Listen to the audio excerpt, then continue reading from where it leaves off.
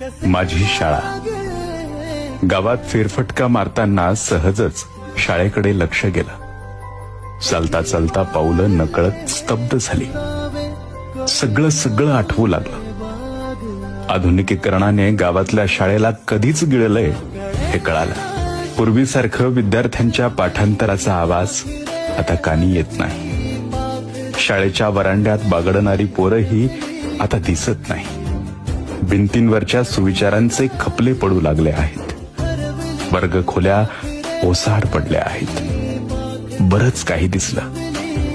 हे सगळं पाहून लक्षात आलं, गावातल्या शाळेत रोज भरणारी पाखरांची शाळा आमच्या अपेक्षांनी कायमची उद्ध्वस्त केली आहे.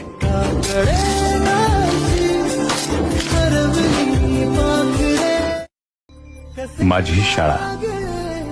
गावात फेरफटका मारताना सहजच शाळेकडे लक्ष गेलं. चालता चालता पावलं नकळत स्तब्ध झाली. सगळं आठवू लागलं. आधुनिकीकरणाने गावातल्या शाळेला कधीच गिळलंय हे कळालं. पूर्वीसारखं विद्यार्थ्यांच्या पाठांतराचा आवाज आता कानी येत नाही. शाळेच्या वरांड्यात बागडणारी पोरंही आता दिसत नाही. भिंतींवरच्या सुविचारांचे खपले पडू लागले आहेत.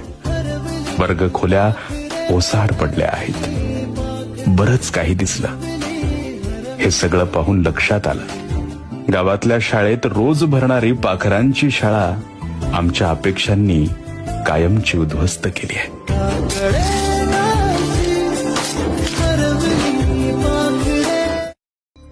माझी शाळा. गावात फेरफटका मारताना सहजच